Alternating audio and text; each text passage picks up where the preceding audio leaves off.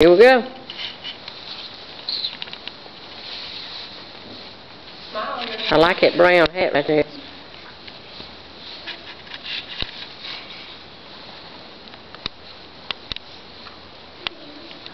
There you go.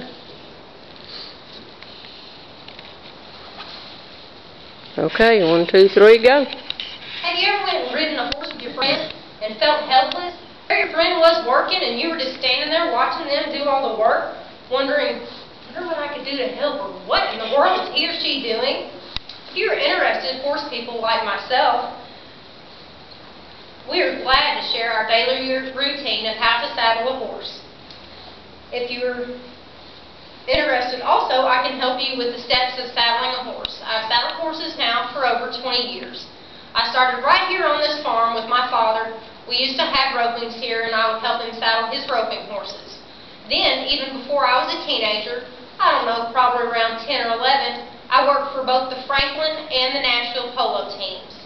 I lived in Thailand for a while and rode 3-day eventing, dressage, hunter, jumper. And now I actually teach young horses the acceptance of saddling. Today, I'm going to explain 3 things to you. 3 things is I'm going to explain the parts of the Western saddle, the parts of the horse that are necessary to understand and require knowledge to saddling a horse, and the actual 8-step process to saddling a horse in the Western discipline. Let's take a look at the Western saddle. Obviously, this is your saddle pad, which goes underneath your horse's saddle. In between the horse and your saddle. I call this my saddle horn. I use this quite frequently when I ride and train colts. Directly underneath my saddle horn is called the gullet. The whole front part of your Western saddle is called the pommel. Obviously, guys, this is where everybody's going to sit down. This is your seat. And in the rear of your saddle is called your cantle. Okay? I'm standing on the off side, and on the off side there's 1 stirrup, and then this is the near side. There's 1 stirrup. You have a front cinch and a rear cinch, sometimes called girths.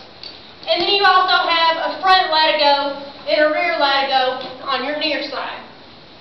So now that you have seen the parts of the Western saddle, I'm going to use my horse Ace to describe to you the parts of the horse that is necessary to know and understand while saddling him. Everybody obviously knows that this right here is Ace's head, and this right here is his tail. This is basic knowledge. What I'm going to start by telling you is I'm going to start up here. This is his withers. This is where both of his shoulders will meet, and while riding, we need to allow this to be able to move at all costs. This right here obviously is Ace's back. This right here is his loin. And all along here we would call his fat belly or his barrel, and then it's on the off side as well. This right here is his flank, often known when you kick it, it's very ticklish, kind of like somebody grabbing your side abs. Okay, so these are the parts, the withers, the back, the loin, the barrel, and the flank to keep in mind with saddling your Western horse. So the first step would be grooming. I would grab a brush and I would adamantly, now listen guys, I'm not a show horse person. I dust it off, I make sure he doesn't have any mud underneath his belly, and he's clean. We've already done the prep grooming session.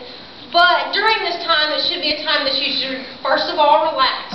Enjoy the time with your horse, and get acquainted with him. Just take your time. Your second step would be to place your saddle pad upon your horse's back, starting at the withers.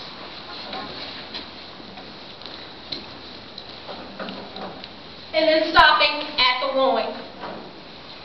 Thirdly, I'm going to place my saddle on my horse's back. I'm always going to put my cinches, or my girths, over the seat of my saddle, and my offside stirrup on my saddle horn. This is to ensure that I do not hit my horse on his offside. And as gently as I can, I will place my saddle on my horse. Now, my fourth step is to pull my saddle pad up to the gullet of my saddle. This is kind of like when girls, if you have long hair like me and you want to cut all of it off, whenever you want to pull it out from underneath your shirt, it's kind of doing that so that it prevents it from getting our hair pulled. So I'm getting it stuck in a zipper. I'm going to walk behind my horse, and at all times I'm going to make sure that he knows that I'm behind him. I'm going to pull my offside stirrup down in the hanging position and my front and rear cinch down in a hanging position. While I'm on the offside, I'll check and make sure that yet again my saddle pad is pulled up toward the gullet of my saddle, allowing my horse's withers to move. Now back on the near side, my sixth step will be to slowly cinch up. Put my near side cinch up, stirrup rather, and depending upon how fat your horse is, since mine's quite plump, I will only wrap this about 2 times until a hole and a buckle matches up. And then place it in my keeper. This isn't very tight at all, guys. And then my rear cinch, I will just gently place it on my horse's barrel. This also depends if I'm going to rope a cow or if I'm going to go do Western Pleasure Trail. And then lay my stirrup down. My 7th step, guys, I always like to reassure my horse that he's done a nice job. He stood here quietly for me. He hasn't been easily spooked. He actually hasn't even lifted a hoof. So I want to make sure that he's done good. I'm going to go back and check my cinches, make sure my stirrups on the near side and the off side are in hanging position. And then finally my 8th step would be either to lead my horse to the place of mounting, or I would gently cinch up yet to another hole on the front and the rear cinch, ensuring that my saddle is tightly fitted on my horse's back. This will allow me to sit firm on my horse, and it will give me and my horse a chance to have a confident and safe ride. Who has ever known somebody to slide off their saddle and their horse?